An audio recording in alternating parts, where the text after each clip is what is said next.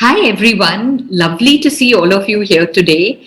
And I'm super excited because today we are going to be reading from a brand new book called Saira Zariwala is Afraid.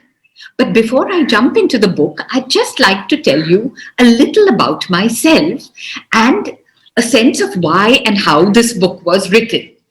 But it would be great if all of you kids out here could turn on your videos so I can see you and I can see if you're looking happy and you're looking excited and you're looking interested. So all children, please do turn on videos if possible. Thank you. Okay. So my name is Shabnam Minwalla, and for a very long time, I was a journalist. Do you all know what a journalist is? Does anybody here know what a journalist is? Yes? No? Okay. So a journalist is someone who writes in newspapers and magazines and looks for news and comes on TV. Okay, it's a person who brings news to the people. So for a long time, I used to run around writing for a newspaper called the Times of India. And then suddenly I got 3 little daughters very quickly, one after another. And that is how I stopped being a journalist and started being a mummy for a very long time. And then I got really bored of just being a mummy and giving loads and loads of mashed potato and khichdi to little babies who looked very grumpy. So what I decided to do was I thought to myself, what is it that I really love to do? And the answer came to me like this. The answer was, what I really love to do is write books. Love to write books for children, for adults. And that is how I started. Initially, I had never planned to write books for children. My plan had been to write murder mysteries full of gory dead bodies and fingerprints and footprints and policemen. But to my great surprise, the first book that I wrote was actually a book for children, and it was a book called The 6 Spellmakers of Dorabji Street. And it turned out to be an adventure story set in, can anybody guess where do you think The 6 Spellmakers of Dorabji Street was set in? Which part of Mumbai. In Mumbai? Absolutely, well done. And the story was, the book was about a bunch of children, 6 children, well, obviously, who decided to save 2 trees in their compound. In their compound, they had these 2 beautiful bimbli trees with green khatta fruit that they loved to climb, that they loved to play on and play with. But there were 2 grumpy old women in the building who decided to cut down the trees. And the story is about how the 6 children saved the trees with a little help from, what do you think they used help from? The book is called The 6 Spellmakers of Dorabji Street. So where do you think they approached? Whom or what did you think they got help from? Any guesses? Fairies. Fairies, absolutely. Somebody here is very good at guessing or very good or may have read the book. I'm not sure which. Anyway. I've already read it. You've read it, okay. All right. Now, I had never planned to be a writer for children, but the strange thing is, once I wrote the first book, somebody asked me to write another book, and then one day I was in the library of my daughter's school, and a whole bunch of little girls came to me and said, "Auntie, will you write a book set in a school?" So I decided to write a book set in a school, and that was called The Strange Haunting of Model High School, and I think that is how I became a writer for children. The story of how Saira Zariwala was born and how this book, Saira Zariwala is Afraid, was born is a little different. Now, as I told you before, I have 3 daughters. The oldest of my daughters is named Alia. And when Alia was around 12, she threw a big fat tantrum. And I suspect that it is a tantrum that all of you have thrown at different points. And Alia said, "I want a phone, I want a phone, I want a phone." And of course, after a point, at first I said, "No, you're too young for a phone." But finally we said, "Okay, you can have your phone." And so we got her a phone. And of course, when you get a phone, you have to also get a phone number. So we got a phone number for Alia. And Alia was very excited, except while she started using the phone, instead of getting messages and calls for herself, she was absolutely disgusted because all the messages and all the calls seemed to be for someone called Vishesh. Vishesh, where are you? Vishesh, why haven't you written for so many days? Vishesh, why didn't you come for the party? Vishesh, we have been waiting for you to answer our messages. Vishesh, where are you? And poor Alia was getting fed up. And she was just irritated. Who is Vishesh and why does he keep landing up in my phone? And clearly, Vishesh was somebody who had had Alia's number before Alia and he had vanished. Now, first we were just irritated, but then one day the phone rang and a lady shouted and screamed at Alia. The lady said, I am Priya Mami and Vishesh, you have not written to us for so many days. What are you up to? We are really, really getting upset and irritated. Vishesh, where are you? And Alia tried to tell her that I am not Vishesh, I am Alia and the phone doesn't belong to Vishesh anymore. It now belongs to me. But Priya Mami didn't seem to believe her and continued to send her messages. Now, by this point, what would you do if you were in Alia's place or if you had a phone and all the calls kept coming for someone who seemed to have disappeared? What do you think you would do? What would you do? Any suggestions? Change the number? Change the number. Now, Alia didn't feel like changing the number. She had sent it to all her friends. She had sent it to all her acquaintances and she wanted the number to remain with her. Well, Alia decided to start blocking everyone. But now I am going to tell you the story of a very different little girl, not a little girl actually, a big girl named Saira Zariwala who had a similar experience based on the personal experience that I saw in my family. And let me tell you about Saira Zariwala. Now, Saira Zariwala is turning 15. All these years, she has had a phone. She's had the family phone that lives in the kitchen drawer, and she grumbles that it is about as glamorous and pretty as a brinjal. And she is fed up of using that phone. She wants a better phone. She wants a nice, smart phone like all her friends. She wants to go on WhatsApp. She wants to go on Instagram. So she harasses her parents. And finally, her parents agree and they buy her a phone. She wants a rose gold iPhone, but the silver one is on sale on Amazon. So that is the one she gets. And finally, she even gets her own phone number, 989 3372472. And Saira is very, very excited. Now let me tell you a little about Saira. As I said before, Saira is 15. She lives in a part of Mumbai called Dadar. Dadar is in the middle of Mumbai and it is a busy area full of markets and traffic and busy people going to buy vegetables and fight with all the bhajiwalas and the fruitwalas.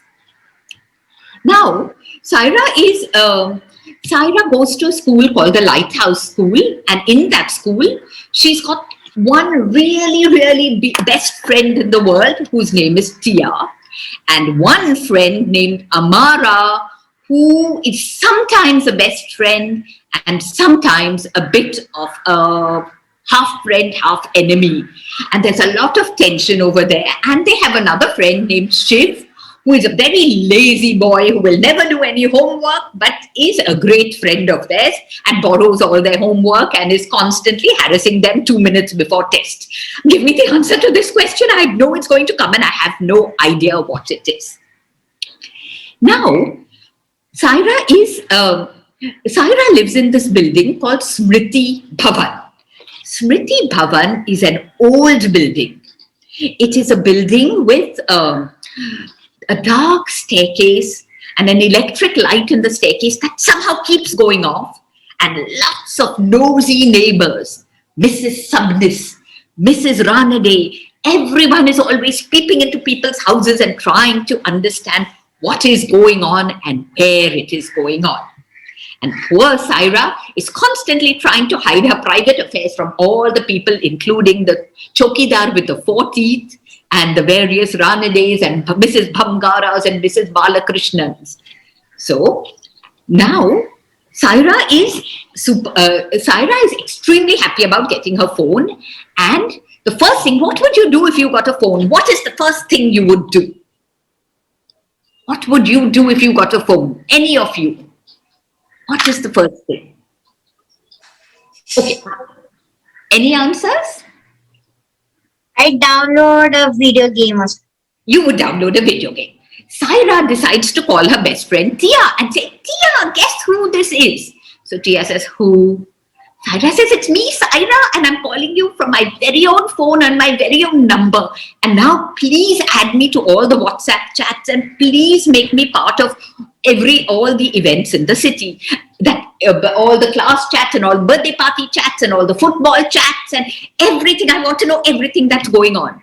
Then, of course, she wants to do her display picture for WhatsApp and for Instagram. So she spends a lot of time posing and taking photographs of herself. But Saira's not very happy about the way she looks. She feels very grumpy because she feels instead of 15, she looks 11 years old. She feels very grumpy because she's got podgy cheeks and curly hair, and she never feels like she's glamorous. She wishes she looked like Amara or like the big actress called Manvi Mehta who has green eyes and looks like a very beautiful cat. And Saira's always a little grumpy about that. Now Saira spends ages and ages taking pictures of herself. She changes her clothes. Finally, she takes a photograph of herself in her school sweatshirt, which says the Lighthouse School, and posts that as her DP. And then, of course, she goes on to Instagram and writes a little bit about herself. Maybe she writes a little too much about herself, which is something that children tend to do. Agree? Okay. Now, Saira sits down, her phone is ready, and she waits for all the phone calls and all the messages to come, and she is super excited. But when the phone finally goes ding, and she opens up and she looks at it, who do you think? What do you think? Is it a message for her? No! The first message that comes is not for Saira at all. The first message that comes says, Akash, where are you? And after that, all the messages and all the phone calls that seem to be for this mysterious Akash. And Saira is getting heartily irritated. Now I'm going to read a little bit about how Saira feels. Finally, I knew what my mother meant when she grumbled about being an unpaid secretary. Being unpaid secretary to Akash was pretty much a full-time job. I seem to have inherited my phone number from the most in-demand person in the world. That too, the most in-demand person who attracted weirdos with stalkerish tendencies. They called and they messaged, and they messaged and they called, and they refused to hang up. They said things like, so relieved to see you are back on WhatsApp. Was wondering if you had blocked me. Or, who's that chick in the pig? Isn't she a bit too young for you? Chick? I mean, who talks like that? How dare they? The first couple of times I tried to explain that I was not Akash, that I didn't know where Akash was, that I didn't know Akash at all, that I did not know Akash's number. But it was a waste of breath, so finally I stopped. I started ignoring the calls and deleting the messages. Let Akash's friends think whatever they wanted to think. The unpaid secretary had quit. Okay, I'm ranting, but I am not exaggerating. Ask my parents, ask Tia and Shiv if you don't believe me. They were pretty sick of Akash as well, and they didn't even have to deal with the reality. And Saira is really fed up of Akash. Till one Sunday afternoon, something happens. The phone rings and a very hysterical voice answers the phone and says, "Hello, is this Akash?" And of course, Saira says, "No, it is not Akash." But the voice is not listening. The voice is saying, "This is Priya Mami, Akash. Where are you? For 2 whole months, we haven't heard anything from you. I am getting really, really worried." And it is at that point that Saira starts thinking, Akash has vanished for 2 whole months. What on earth and where on earth could he be? I mean, people don't just vanish, especially not in such a way that their own Priya Mami don't know where he is. I mean, my Masi knows every time I hiccup or sneeze. How can Akash's Priya Mami not know what he is up to? And that is when Saira makes her first mistake. And Saira decides to play detective. Do you think that's a sensible decision on her part? What do you think?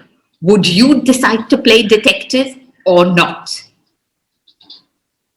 How do you think? Would you have gone and investigated the mysterious Akash, or would you have left it all well alone? I would have been like a detective and asked some people where do you know where. Yes. So Saira starts taking notes about all the people who keep writing to Akash, and from the kind of messages and the kind of friends he has, she starts imagining what Akash is like. She gets a picture that Akash is young, that he is quite glamorous. She gets a feeling that he's a struggling actor in Bollywood because he's constantly being called for auditions, and that interests her. She wants to know more because it seems quite glamorous, and all his friends seem very pretty and very glamorous. And she starts getting the feeling, well, his gym keeps sending messages saying, "Please renew your membership." So she knows that he works out. Some computer company keeps sending a message saying your computer is repaired. So she gets that idea. There are various people who are sending him various messages about, "Akash, what is my lucky color? Akash, what is my lucky number?"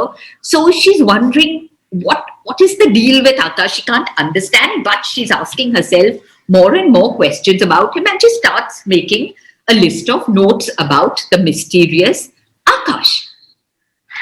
Now, meanwhile, school is chugging on, and all this is happening in October.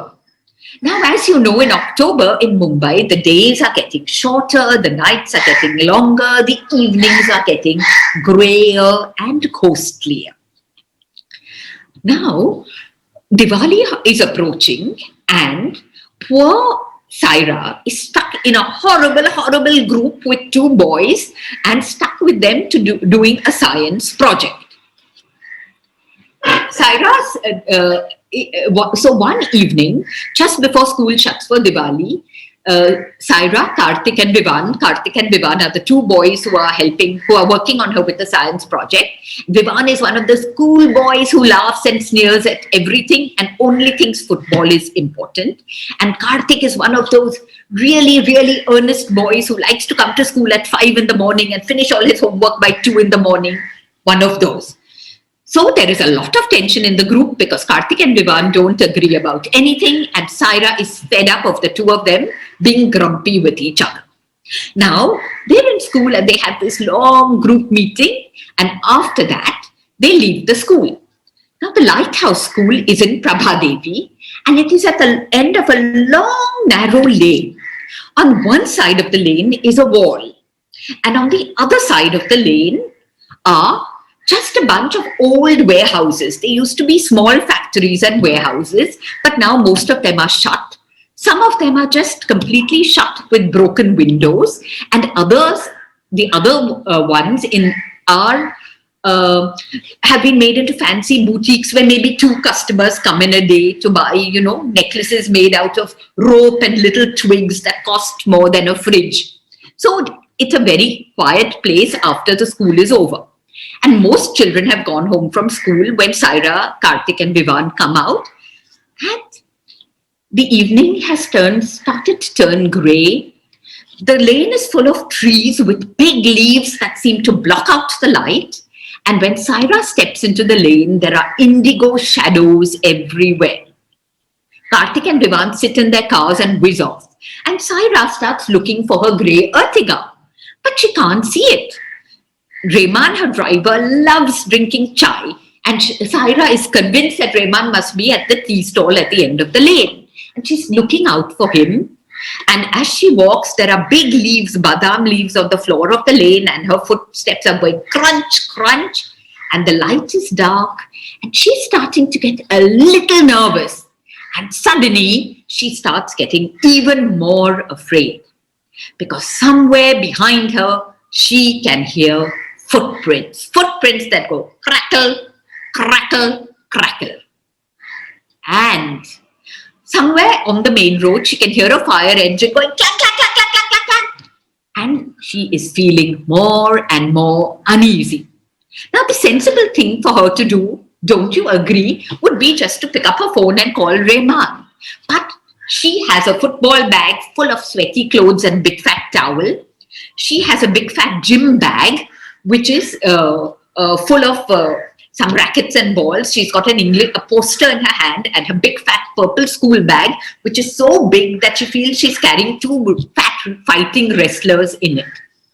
So she doesn't want to put her things down and actually call Rehman. She's too afraid. So she continues walking, though more and more she is feeling terrified. And then luckily for her, at the end of the lane, she sees a lady standing next to a car and she feels calm. She thinks whoever these people are behind me, they won't do anything with that lady over there. So she's walking, but she's feeling overwhelmed with fear when suddenly her phone rings. She thinks it's Rehman, so she grabs the phone and dials.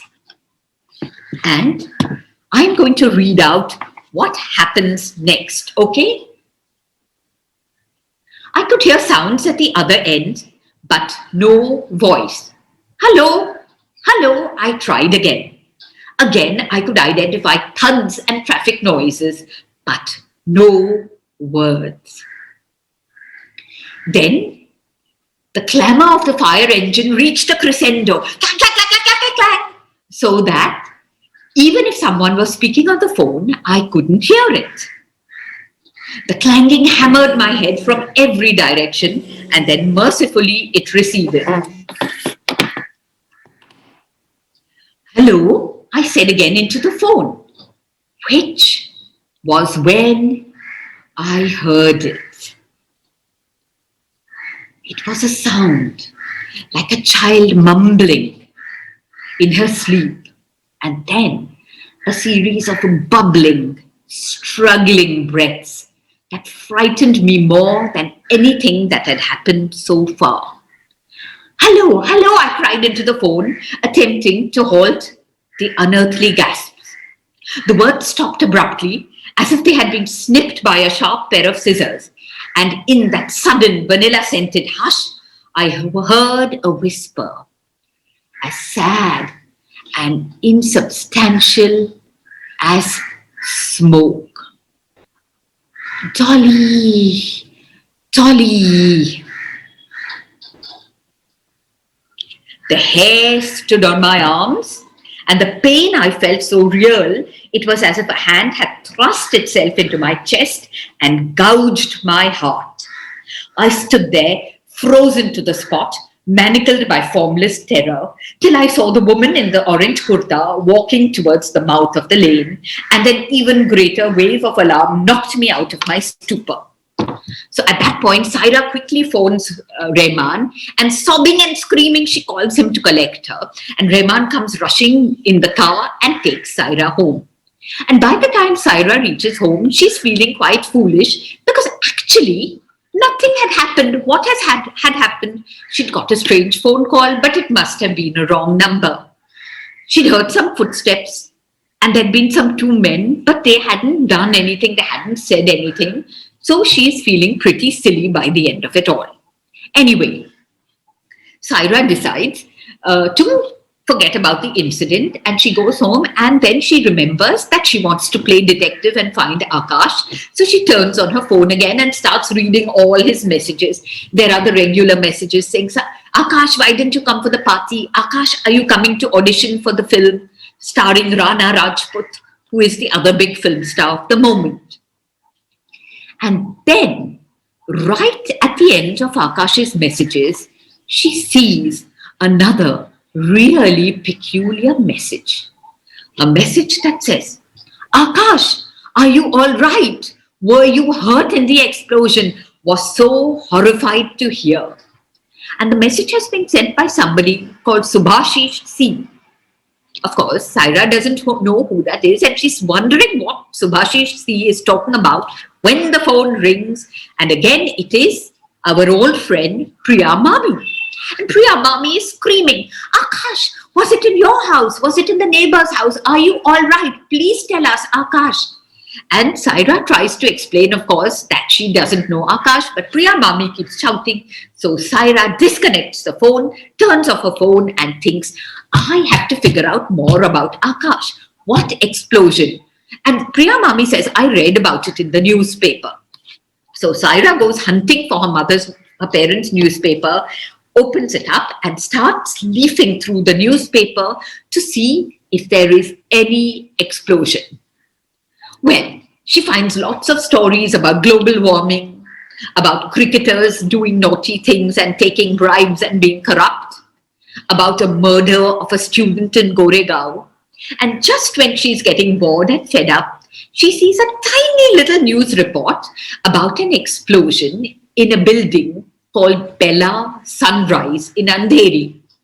Apparently, it's a fancy building in which many film stars and rich people live, and there was an explosion in one of the apartments.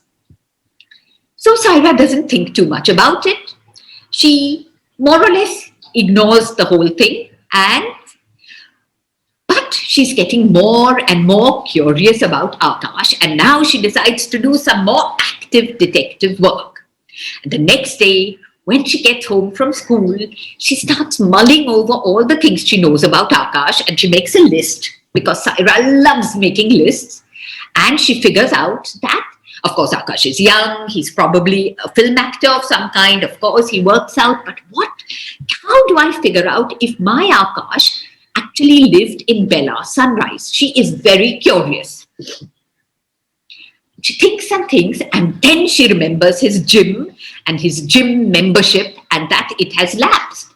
And she decides to call his gym and to find out if she can get any more information about the mysterious Akash. That is her mistake number 1. She makes a phone call to Body Beautiful Gym, and unfortunately for her, the receptionist seems to know Akash really well. And so poor Saira has to pretend to be Akash's sister Avantika and lie a lot to get information about Akash. And she finds out that his surname is Akash Mehrotra, that he is 20 years old, and that he lives in a building called Bella Sunrise in Andheri, and that he lived in the very same apartment in which the explosion had taken place. Even now, Saira isn't really afraid till the next evening. But before the next evening can trundle along, first comes the next morning. And on the next morning, she's sitting in her bus feeling very sleepy, and she turns on her phone and she finds that somebody called Ruby Sanjana is having a big and glamorous party at a place called the Fun House, at a club called the Fun House, and that Ruby Sanjana has invited Akash. Now, Saira knows where the Fun House is. It's right across from Tia's house. So she gets very excited because she thinks, I have an invite to a glamorous party at the Fun House. Well, okay, the invite is not for me, it's for Akash, but it's come to me. Maybe I can go for the party. So she makes her mistake Number 2. She writes her RSVP on the chat. I will be at the party. And everybody on the chat seems very excited. Akash, you're back. Akash, so excited to see you again. Wow, Akash. And then Saira starts wondering, should I have actually responded to a message meant for Akash? Too late. Now, in the evening when she gets home, she takes a look at the newspaper, and to her shock and her horror, she realizes that the entire Bella Sunrise situation has turned uglier and darker and murkier. Now I am going to read out a little of what she finds about what is happening at Bella Sunrise.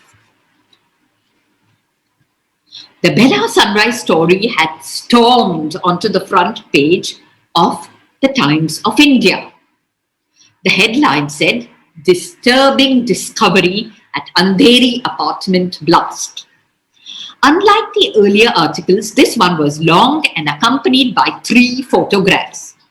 The police and the fire brigade had confirmed that the Bella Sunrise fire was the result of foul play, but they were confused about the precise cause of the explosion. The investigators had examined apartment 301 and 302. Shanti and Vijay Chopra lived in apartment 301. So did their help, Savita Jadhav. All 3 had been injured in the blast. Vijay Chopra and Savita Jadhav were in the ICU. According to the newspaper, they were battling for their lives. Apartment 302 of Bella Sunrise belonged to the Siddiquis. The family lived in Dubai and used the apartment for their occasional visits to Mumbai. Then, a year ago, their son Irfan had moved back to Mumbai and to Bella Sunrise. He was determined to make it as an actor and was studying at the Actor Academy in Andheri. Irfan had been living in the apartment with a friend who was also an aspiring actor. Over the last few weeks, the apartment had appeared empty and locked. The curtains had been drawn and the windows firmly shut. The lights had not been switched on and the milk packets had remained outside till they turned sour. Newspapers had piled up outside the door. The woman who cleaned and cooked for Irfan and his friend had come a couple of times, but nobody had answered the doorbell. She wasn't very alarmed. Irfan and his friend led unpredictable lives. The police expected an empty apartment. That is why they were unprepared for the horrors waiting for them in apartment 302 of Bella Sunrise. Flame and smoke had charred and blackened the apartment, but the fire hadn't erased the hideous secret that lay within. Shocked policemen found a part of a human body in the otherwise empty apartment, the article announced. With that appalling discovery, the case has taken an unexpected turn. The police believes that the explosion was planned to erase evidence of an earlier crime. Soon the police realize that Irfan is the victim. They say that his roommate is missing. And while they don't give the name of the roommate, Saira is pretty sure about who the roommate is. And can any of you guess who the roommate might be? Any guesses? Akash. And poor Saira finds herself in the middle of the biggest crime that the entire city is watching and waiting and gasping over. Now, at the moment, Saira is just an outsider, even though she has an unfortunate phone number. But Do you remember while she was walking out of school that evening, she got a phone call? Do you remember? Well, suddenly that number becomes active again, and that person starts to send her messages. That person starts to send her messages because that person believes that either she is actually Akash or that she knows where Akash is. And the person keeps asking, tell Akash to give me what I want. Otherwise, you will be in big trouble. Saira tries to explain, I don't know Akash. I don't know how to contact Akash. I don't know anything about Akash.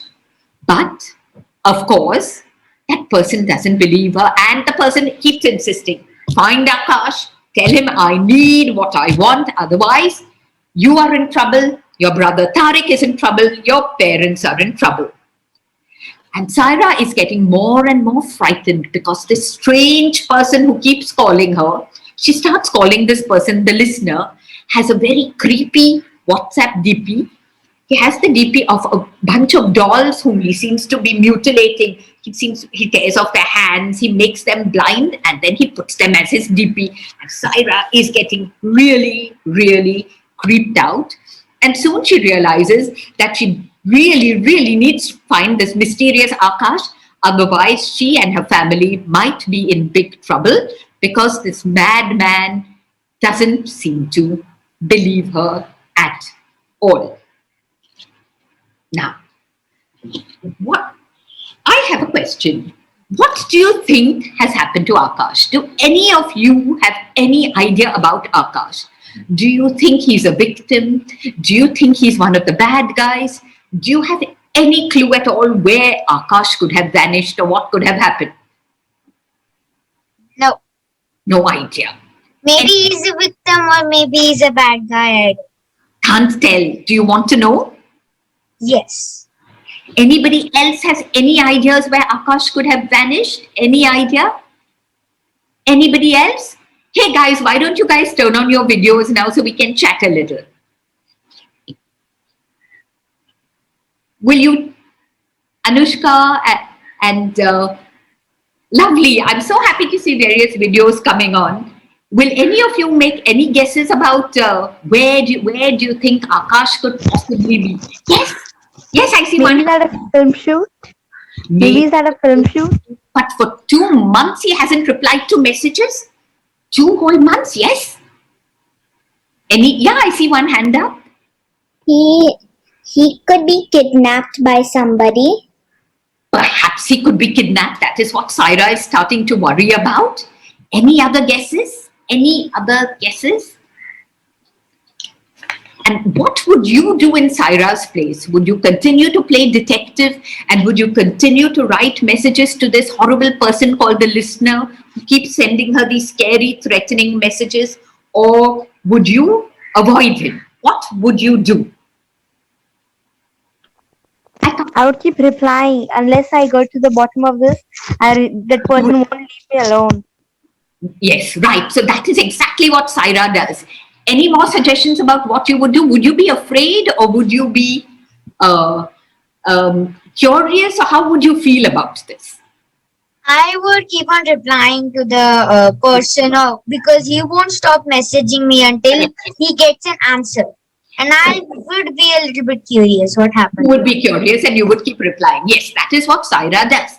But the problem is that things are not getting better for Saira. Now, Saira is a very imaginative girl, and for years she has imagined that under the staircase of Smriti Bhavan there lives a little boy with a red tricycle. Not a real little boy, but a ghost of a little boy who died in her building. A little boy who used to live on the 3rd floor, I think.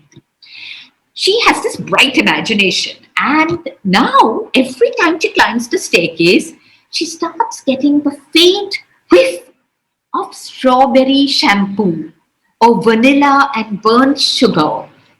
Smells associated with a little girl, and she keeps wondering where they are coming from. And sometimes she hears little whispers about a dolly, and that makes her more and more nervous. But yes, Saira is determined to be brave and to determined to answer the questions that the listener keeps throwing at her and trying to explain to the listener, I promise you, I don't know where Akash is. But of course, the listener doesn't believe her. Now, I have another question for all of you. Do you like scary books? Do you like scary stories? How many of you like being scared? Me too, me too. I I love. like a fair amount of scaredness. I Yeah? don't like it to be complete horror and gore. Even More like I half horror, half Like mystery, half fantasy. half detective story, half half scary. detective, so mysterious, little scary. Yeah, even I Yeah. don't like lots of blood and monsters and people creeping upon others all the time. That gets a little too much. Your heart stops beating finally. Yeah. But what are the things that make you afraid? What are the things? If you were writing a horror story and you wanted to frighten someone, what are the things that you would pop into your story to make them scary? Hey, video's on. I'm losing you all. I love seeing your faces and your expressions. Come on. Turn on, turn on. Yes, what are the things that you would add into a story to make it scary? Like a twist of some murder or something. Yes. And yes, Like, yeah, it'll just make the reader more interested in what is going to happen. yes. And the two little girls, I don't know your names. Your name is not coming on the box, but pink t-shirt and white t-shirt. Yes. We think that you can add scary adjectives, and you can add scary nouns. Scary nouns. What is a scary noun? What is it? Which adjectives do you find scary? Hideous, grotesque. Yes, grotesque. Yeah, immediately you think of something twisted and distorted. Nice word. And you can add some story. You can add some like words like skeletons and make it little scary. Yes, the thought of skeletons. And so, if you were writing a scary story, would anybody have a favorite setting for a scary story?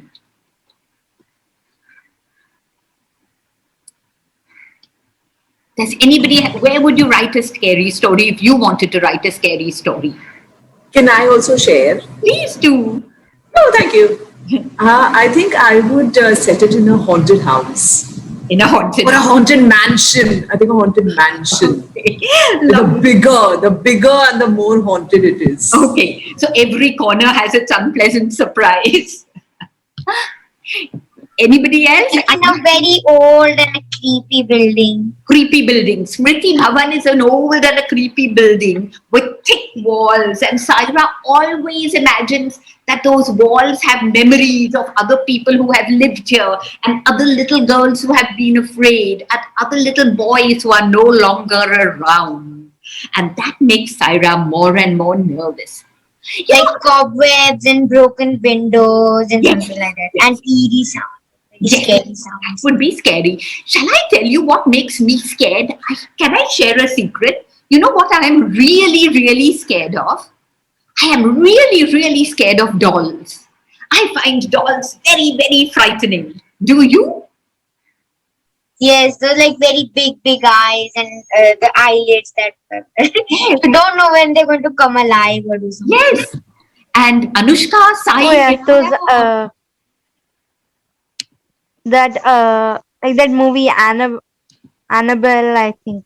yes, When the doll comes alive. alive. I haven't watched the movie, but it seems creepy. Creepy. Yeah, I find dolls very, very scary. I don't like, if there's a doll in a room, I don't feel like I want to sleep in that room, because you never know what that little dolly will be up to at night. So dolls play a big role in Saira Zariwala. There are other things that I find scary that maybe other people don't find scary. I find staircases very scary. Do you find staircases scary? Yeah, the one with no lights or like very lights that are fluttering. I don't go. Yeah. And also because every time you turn a corner, you don't know who will be there, right? Or what will be there. So, yes. I also I think the wooden staircases. wooden staircases. The ones that creak, creak, creak, creak when you step down. Yes. Those I find especially scary. And especially when you don't touch the wooden staircase, but it still creaks. Yes, that's right. Yes. It still creaks fully. Yes. Lekha, I think you have a story out there, the mystery of the creaking staircase. Are you going to write it? Yeah, I'll try and write. Lovely. And so, what are the other things that you all find? Sai, Miraya, Anushka, all the others out there. Some of you all, I can't see your names. So, tell me, what are the things that you would find creepy? I find swings very creepy, swings in a playground. I find staircases scary because in the night it's scared you can trip on it. That is true too, a practical fear. Yes, absolutely. I also fear dust because I have a dust allergy. And when I sneeze, I feel that something will wake up and then. Terrifying. That is a lovely story idea. The story of the thing that woke up when the little girl sneezed. Will you write that one? That is a super idea. I find clowns creepy, like the ones which are in a typical circus with those big red puffy nose and white face Yes. and clown wig. Yes. Very creepy. Totally agree with you. I find clowns absolutely terrifying. And any birthday party you go to where they have got those people to dress up like clowns, you will have at least 5 children sobbing their heads off. Were you one of them, Anushka? Were you one of the little girls who was yelling when a clown came to her at a birthday party? No, I was the one who ran away from them. Super. And the swings are especially scary when there is nobody sitting on it.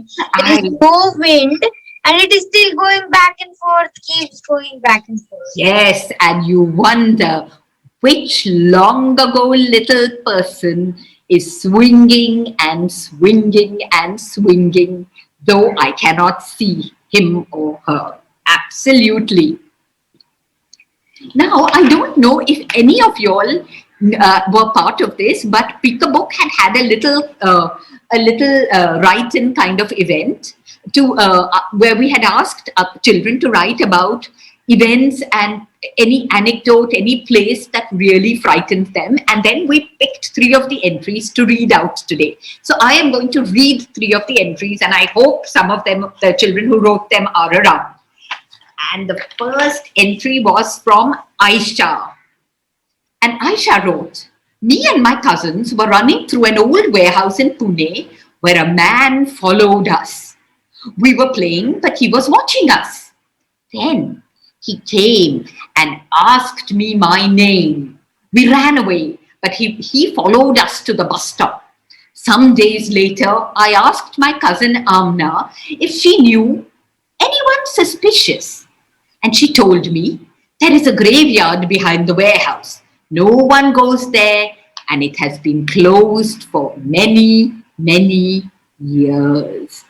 And of course, Aisha then started wondering about that man. And the second write-up we got was from Grace Paljor. I hope you're there, Grace. It was a really interesting little ghost story from Kashmir. On a cold winter in Srinagar, a taxi driver was returning home on a late night.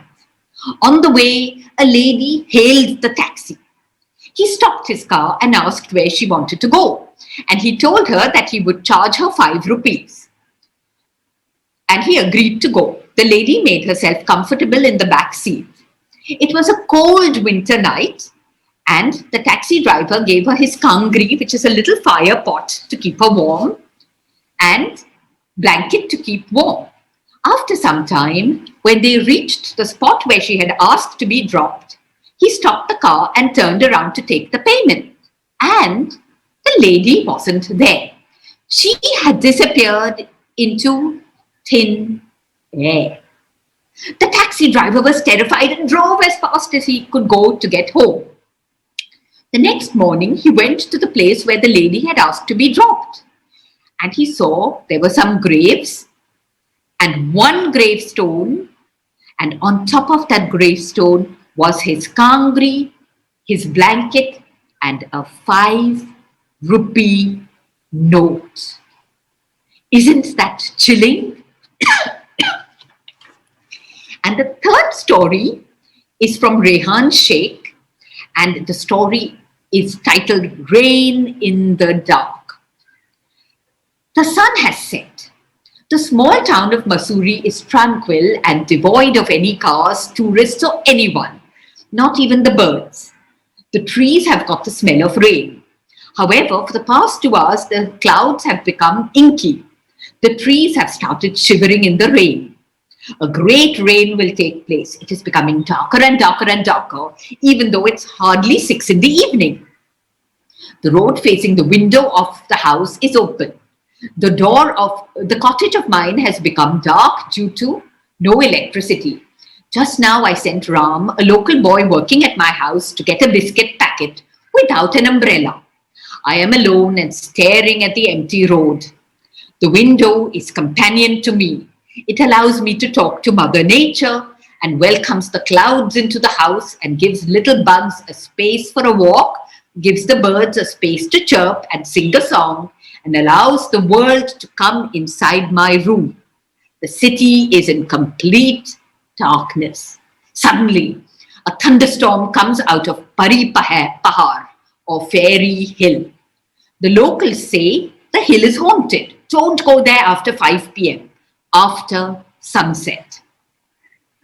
You will not return. It is full of spirits. Therefore, I never go there. Not in the day, not in the night.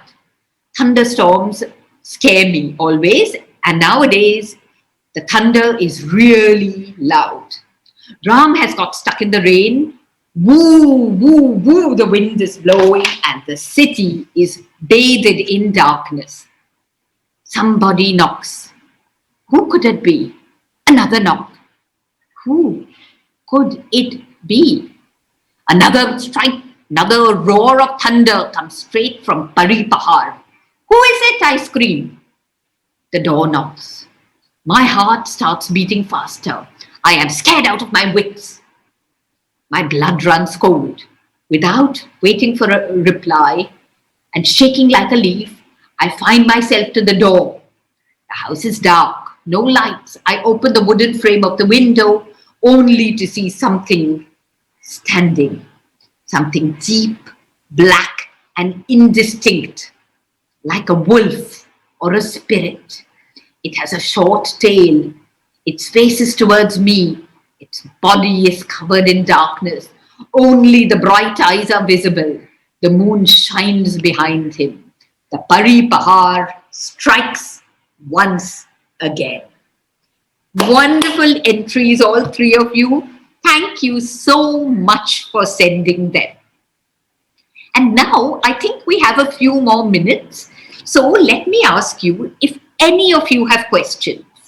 Any questions about books, about writing, about reading, about Saira Zariwala, about horror, about anything. Any questions? When will the Saira Zariwala is Afraid book going to release? When will it be available on Amazon? Is it already available? It's available. Yes, it started being available in the last week, and people have started getting their copies. So I'm definitely going to. you're definitely very good. And will you write in and tell me whether you found it very scary, moderately scary, or not scary? Yeah? Yeah. Okay, super. And yes, Sai or Miraya, I don't know which one you are. I'm Sai. You're Sai, okay. I've got many of your books over here. Oh, really? I can see what Maya saw. I have got Kulaba, Nimi's for birthday, what Maya saw, and Nimi's detective days Oh, wow. book also. Are there any more Nimi books coming soon? Well, there are 3 Nimi books. There's Nimi's Spectacular School Days, there's Nimi's Dreadtastic Detective Days, and there's Nimi's Bizupa Birthday. And I still have to read the third one. I had come to the Dorabji Street launch and Okay. the Nimi launch oh, at the Books Fest, I think. okay. Wow. Wow, Anushka. So I'm thrilled. Do read the third one, okay? And tell me if you find it funny. Will you? Yes. Super. Any more questions about anything at all?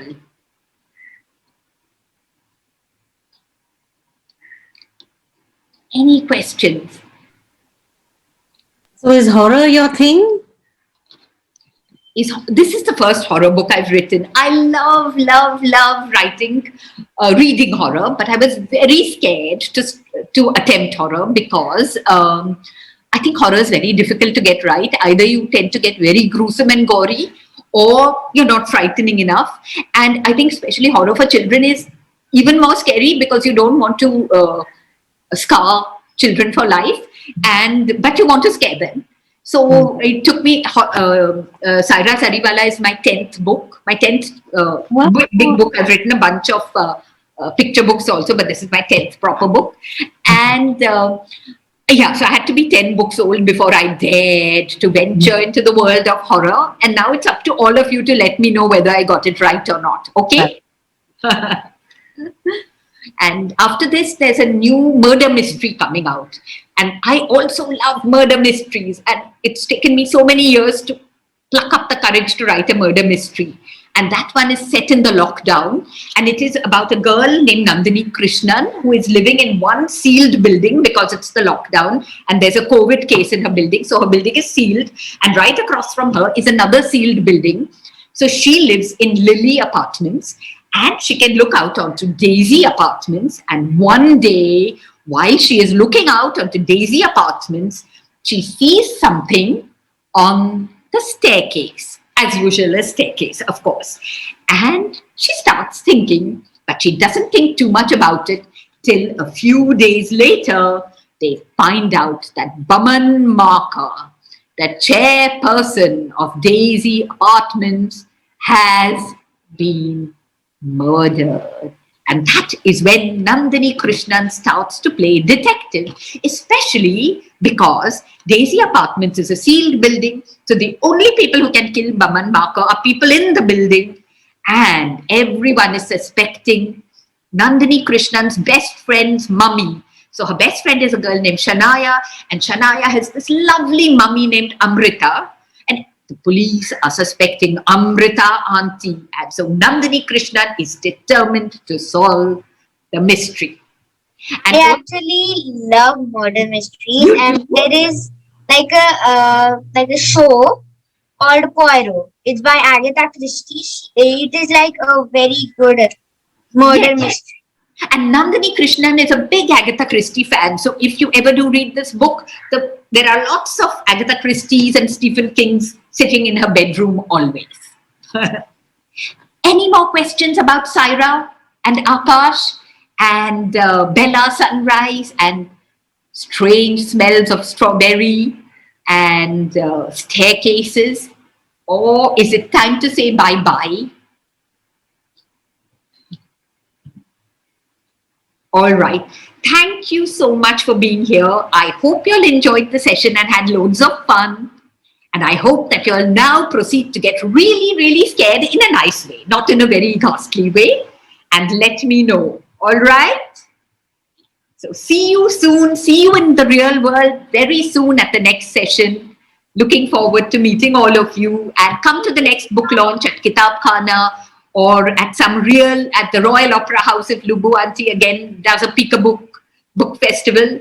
And looking forward to seeing you and shaking your hands and actually being with you in the same room. Bye. Bye. Thank you so much.